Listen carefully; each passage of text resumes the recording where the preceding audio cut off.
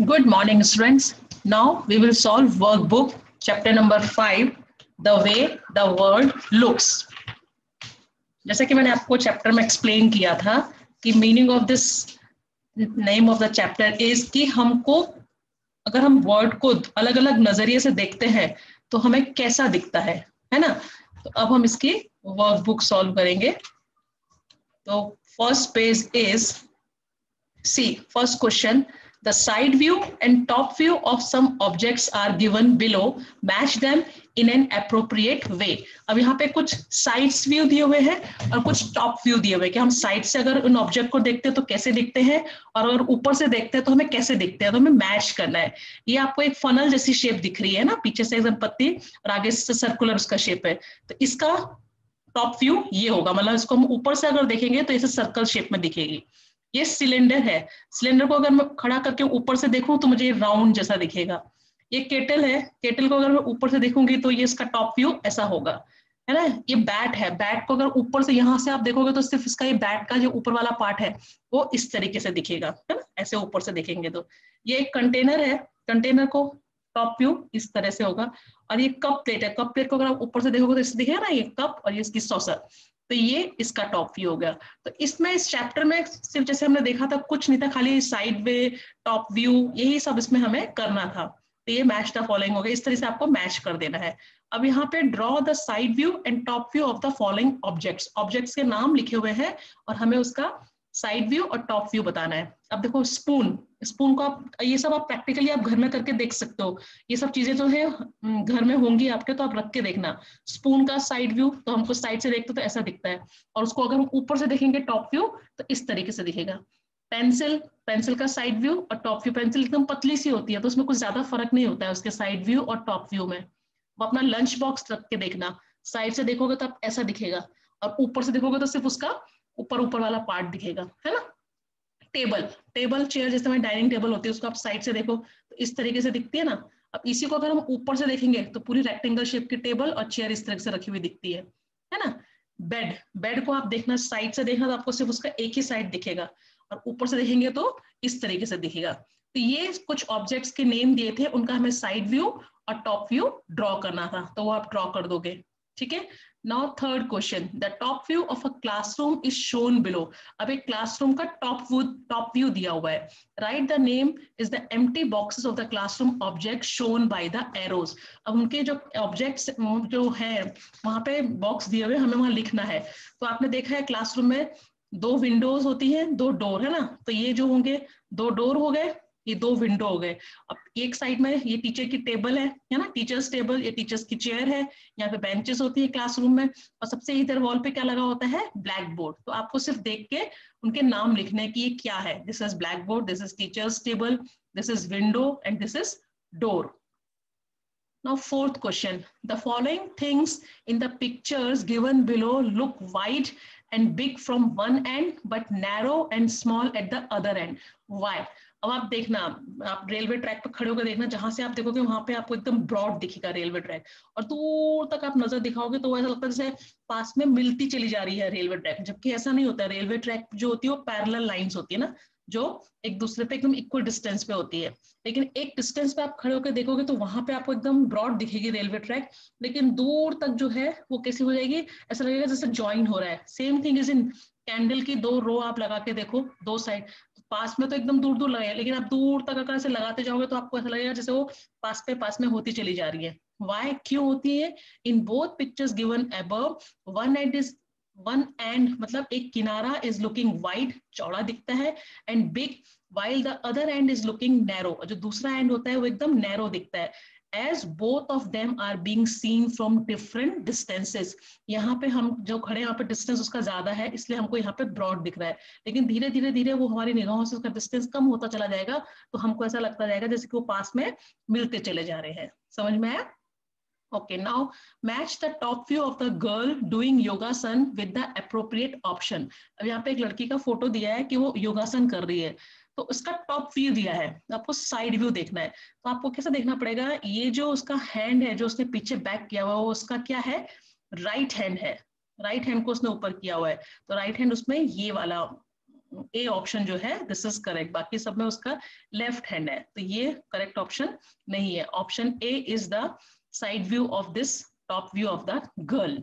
Okay, now next, in which of the following pictures are the bowls upside down. अब देखो यहाँ पे 3 picture दी हुई है, उसमें ये बोल रहे किस पिक्चर में बाउल जो है वो उल्टे करे, अपसाइड डाउन मतलब उल्टे करके रखे हुए हैं। यहाँ पे तो सीधे हैं, यहाँ पे भी सीधे हैं, इसमें इस पिक्चर में तीनों जो बाउल है वो उल्टे हैं, अपसाइड डाउन है, मतलब उनका ऊपर पार्ट नीचे किया हुआ है। तो picture 2, the bowl are upside down in the second photo.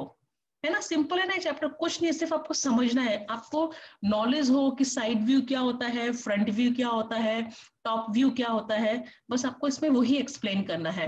Match the pair on the basis of the side view and top view of the following things. अब देखो यहाँ पे टॉप व्यू और साइड व्यू दिए हुए, तो आपको match करना है। अब देखो ये शेप जो है वो इसके, अगर हम सिलेंडर को साइड से देखें तो हमें ऐसा दिखेगा, और ये फनल है, फनल को अगर हम ऊपर से देखें टॉप व्यू, तो उसका टॉप व्यू ये होगा। तो फर्स्ट को मैच करेंगे 3 से और सेकंड को मैच करेंगे 4 से, वही था मैच द पेयर, पेयर बनाओ कि कौन सा पेयर किसका है।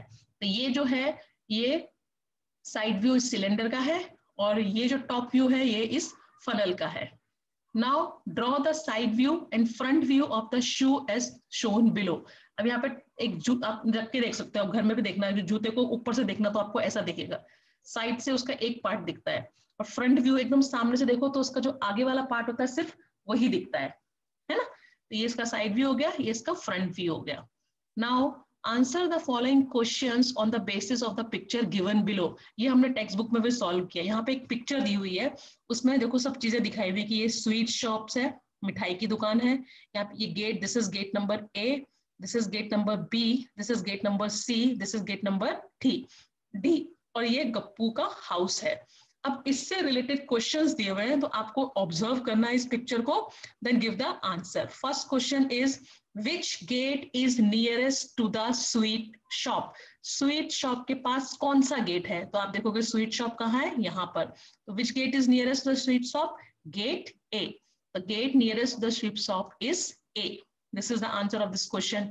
Now, which gate is nearest to Gappu's house? So where is Gappu's house? This is Gappu's house. So which gate is nearest to the Gappu's house? Gate C. So answer is the gate nearest to Gappu's house is C. Now, from Suhasini entered the park, the flower bed was to her right. From which gate did she enter? जब Suhasini park के अंदर enter हुई तो flower bed, this is flower bed है, ये flower लगे हुए हैं, तो वो उसके राइट हैंड साइड पे पड़ा। तो वो किस गेट से एंटर हुई? देखो गेट डी से यहां से एंटर करेंगे, this is left, this is right, है ना। आप अपने आप को टर्न करके देखो, आप एंटर करोगे तो ये राइट साइड हुई, ये लेफ्ट साइड हुई। तो फ्लावर बेड कौन से साइड पे हुआ? राइट साइड में। इसका मतलब कौन से गेट से वो एंटर हुई? डी गेट से एंटर हुई, गेट नंबर डी। तो Suhasini entered the park from gate D. Now fourth question is, to which side of yours will be the bench B if you enter from gate B. अब आप gate B से enter करोगे अगर, है ना, gate C, sorry B नहीं, gate, fourth question gate B, हाँ। To which side of yours, आपके कौन सी साइड के उसमें बेंच होगी अगर आप गेट बी से एंटर करोगे? Where is gate B? This is gate B.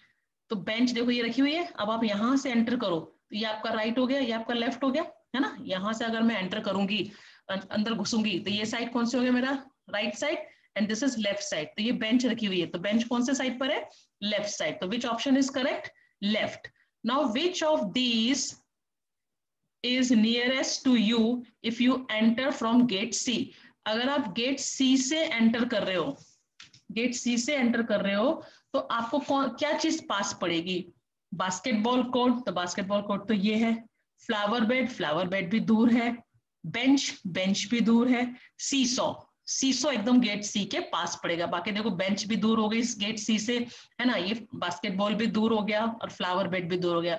तो which is nearest to the gate C? Seesaw. तो option D is correct, C, option D. Now next question, to which side of yours will be the sweet shop B if you enter from gate A. अब आप gate ए से अगर enter करती हो तो sweet की जो शॉप है वो किस साइड पड़ेगी? अब आप अपने आप को रख के देखो गेट ए के पास, तो इस साइड लेफ्ट हो गया, इस साइड राइट हो गया, है ना। तो हो गया ना। यहां से अगर मैं एंटर करूं गेट ए से, वो क्वेश्चन इज कि अगर आप गेट ए से एंटर कर रही हो तो जो स्वीट शॉप है वो किस साइड पड़ेगी। तो आप अपने आप को रख के देखो, गेट ए में तो इस साइड लेफ्ट हो गया, इस साइड राइट हो गया, तो किस साइड पड़ेगी स्वीट शॉप, राइट साइड में। Okay, now next question is which of these is nearest to you if you enter from gate D. अब अगर आप गेट डी से enter, where is gate D, this is gate D से enter कर रहे हो तो आपको क्या पास पड़ेगा, basketball court, flower bed, seesaw, Gappu's house. तो which is nearest to the gate D, flower bed. तो answer is flower bed, C. Which of this is nearest to you if you enter from gate D, flower bed. तो समझ में आया। तो ये आपका picture observation था कि आप पिक्चर को ऑब्जर्व करो, देखो और उससे पता लगाओ कि कौन सी चीज आपके लेफ्ट साइड है, कौन सी। तो ये डायरेक्शंस आपकी इंप्रूव करेगा इस टाइप के questions. Okay, now next question, answer the following questions on the basis of the map given below. अब यहाँ पे एक मैप दिया हुआ है कि ये नेहास का घर है, ये नारेंस का घर है, ठीक है। First question, explain the route to Narayan house from Neha's house. Neha के घर से नारायण के घर जाना है तो उसका रास्ता बताना है। तो सी मैंने लिखा है, in order to reach Narayan house Neha should take the first left turn. अब नेहा यहां से अपने घर से चली, यहां से चली तो आप देखो इस साइड उसका क्या हो गया लेफ्ट, इस साइड हो गया राइट। तो पहले वो कौन सा टर्न मारेगी, लेफ्ट टर्न मारेगी। Take the first left turn after crossing the bridge. फिर लेफ्ट टर्न मार के वो यहां से पूरा ब्रिज क्रॉस किया। After crossing the bridge a big park can be seen. फिर ब्रिज पार्क करके यहाँ पे उसको एक पार्क दिखाई दिया, है ना। After crossing the park a side lane will come. अब देखो पार्क पास करके उसको एक साइड लेन दिखाई दी, है ना। तो side lane will become the first house of that lane will be Narayan house. तो उसका जो पहला घर है वो क्या है, वो नारायण का घर है। ये साइड लाइन दिखाई दे रही है, उसमें जो पहला ही घर है वो नारायण का घर दिख रहा है। तो समझ में आया। मतलब नेहा अपने घर से चली, उसने लेफ्ट टर्न लिया, उसके बाद उसने ब्रिज क्रॉस किया, ब्रिज क्रॉस करने के बाद उसको एक पार्क मिला, पार्क के बाद उसने एक साइड लेन दिखी, उस साइड लेन में जो पहला घर है वो नारायण का घर है। ये हमारा हो गया रूट। अब सेकेंड है, explain the route to Neha's house from Narayan house. अब नारायण के घर से नेहा का क्या हो जाएगा, तो क्या हो जाएगा, गो स्ट्रेट, नारायण के घर से go straight and then first take right turn. यहां से अगर वो आ रहा है तो देखो इस साइड उसका लेफ्ट हो गया, इस साइड राइट हो गया, तो राइट टर्न लेगा पहले वो, गो स्ट्रेट, फिर यहां से सीधा गया and then take a left turn. फिर यहां से अब देखो स्ट्रेट आ रहा है तो यहाँ राइट हो गया, यहाँ लेफ्ट हो गया, तो लेफ्ट टर्न लिया उसने फ्रॉम सेकेंड, है ना, right hand from second crossing after reaching the milk booth. Second crossing मतलब फर्स्ट क्रॉसिंग और second crossing, second crossing cross करने के बाद उसको क्या दिखा, मिल्क बूथ दिखा। टेक अ राइट टर्न, यहाँ से राइट टर्न लो तो you will reach Neha's house. तो आप क्या पहुंचोगे, नेहा के घर पहुंच जाओगे। तो ये तो सिंपल है, आप देख के अपनी लैंग्वेज में भी लिख सकते हो, है ना। कि नारायण के घर, नारायण चला अपने घर से, देन उसने क्या लिया, पहले राइट टर्न लिया, राइट टर्न लेके उसने ब्रिज क्रॉस किया, then he take left turn and after crossing the two crossing, दो क्रॉसिंग क्रॉस करने के बाद उसको मिल्क बूथ दिखा, मिल्क बूथ के बाद उसने क्या किया, राइट टर्न लिया, और राइट टर्न लेने के बाद उसको नेहा के घर वो पहुंच जाएगा। इस तरीके से उसके रूट लिखने हैं, ठीक है। अब आता है 11th question, answer the following questions on the basis of the picture given below, the numbers on the opposite faces add up to 7। आपने डाइस देखी है, लूडो या हम स्नेक एंड लेडर खेलते हैं, उसमें डाइस आती है ना जिसमें 1 से लेकर 6 तक नंबर होते हैं। तो वो which is what is this box like thing, तो इसे हम क्या बोलते हैं, डाइस बोलते हैं। क्या बोलते हैं, डाइस। सो अब आपने एक चीज नोट की है कि 1 से लेकर 6 तक नंबर होते हैं, तो किस नंबर के पीछे कौन सा नंबर होता है। तो हम कैसे फाइंड करते हैं कि तो अपोजिट साइड के 2 डिजिट होते हैं उनको प्लस करके उनका जो सम है वो ऑलवेज 7 आना चाहिए। क्या आना चाहिए, 7। जैसे यहाँ पे 1 है तो इसके जो अपोजिट होगा तो वो होगा 6, क्योंकि 6 + 1 7। अब यहाँ पे 4 है तो 4 के अपोजिट जो होगा वो क्या होगा, 3, क्योंकि 4 + 3 7। अब यहाँ पे 5 है तो 5 के अपोजिट जो वॉल होगी उसमें क्या होगा, 2, तो 5 + 2 7। इस तरीके से होता है कि वो, तभी हम पता लगा सकते हैं कि इसके पीछे कौन सा नंबर होगा, क्योंकि उन दोनों का सम हमेशा क्या होना चाहिए, 7। तो first question is what is this box like thing, this is dice. Which number will be on the opposite side of 5। तो 5 के अपोजिट साइड पे कौन सा नंबर होगा? 2। वो हमने कैसे फाइंड किया? क्योंकि दोनों का सम 7 होना चाहिए, तो 7 माइनस 5 2, तो answer is 2। In the picture which number will be at the bottom. अब ये ऊपर जो दिया है 1, तो उसके बॉटम में कौन सा नंबर होगा? तो मैंने बोला दोनों को ऐड करके कितना होना चाहिए? 7। तो यहाँ 1 है, तो 7 माइनस 1 6, तो उसके बॉटम में क्या नंबर होगा? 6। Which number will गिबी see if she again turns left from 5। अब 5 से देखो, ये 5 है ना? 5 के left, this is left, this is right, तो उसके लेफ्ट पे कौन सा नंबर है? 1 है ना? ये 5 है, 5 का इधर लेफ्ट हो गया, इधर राइट हो गया, तो लेफ्ट साइड में कौन सा नंबर है? 1। समझ में आया? तो इस तरीके से क्वेश्चन के आंसर लिखने हैं।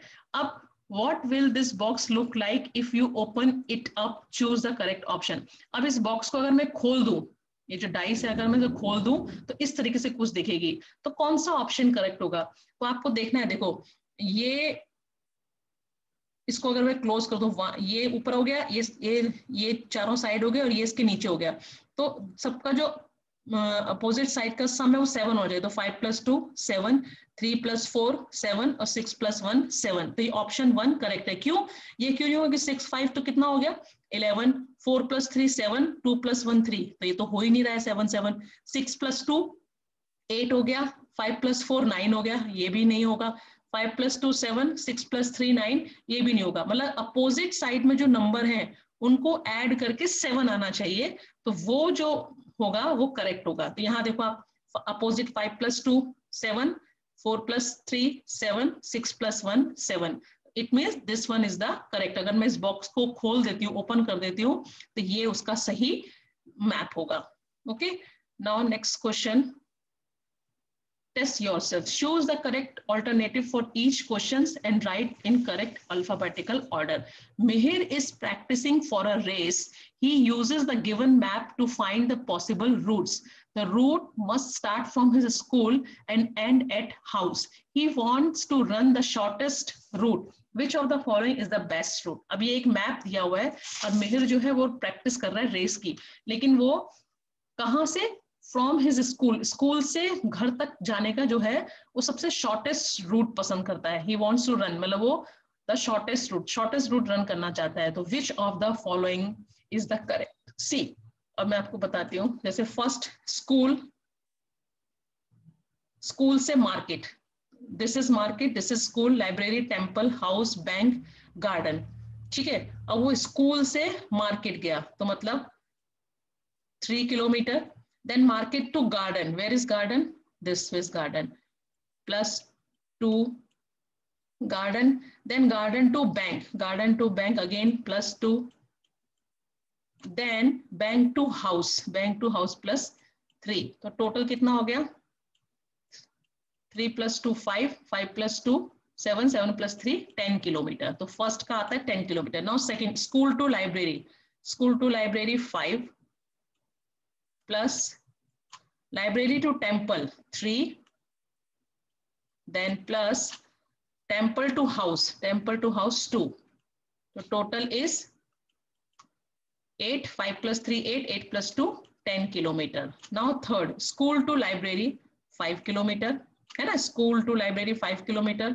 Then library to market 2 kilometer. Then market to house 4 kilometer. So this is 5 + 2 7, 7 + 4 11 kilometer. Now fourth, school to market 3 plus market to temple 3 plus temple to house 2. So 3 + 3 6, 6 + 2 8. So which is the shortest route? Option D. That is why I choose this option. Option D. समझ में आया कि question क्या था? He wants to run the shortest route. वो shortest route भागना चाहता है, इसलिए वो कौन सा रूट चूज करेगा? D. School to market, market to temple and temple to house. बाकी सब में 10 kilometer 10 kilometer 11 kilometer आया. Only in this route he cover only 8 kilometer. That is why option D is correct. Okay. Now अब हम next देखेंगे,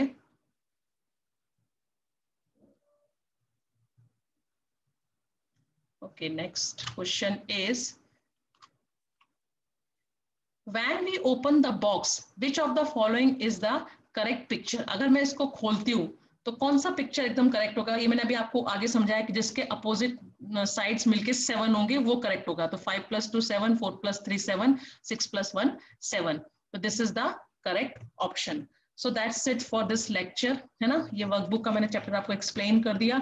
इसके बाद let's do homework करके 2 पेजेस है, वो आपको खुद से करने हैं, क्योंकि नहीं करोगे बेटा तो आपको समझ में नहीं आएगा। सब मैं ही करा दूंगी और आप देख के फिल कर देते हो तो ऐसे आपको समझ में नहीं आएगा, तो वो आपको अपने आप करने हैं। अब मैं इसके बाद में पीडीएफ भेजूंगी, उससे आपको अपनी ये वर्कबुक में कंप्लीट कर लेना है chapter. Okay, bye and take care.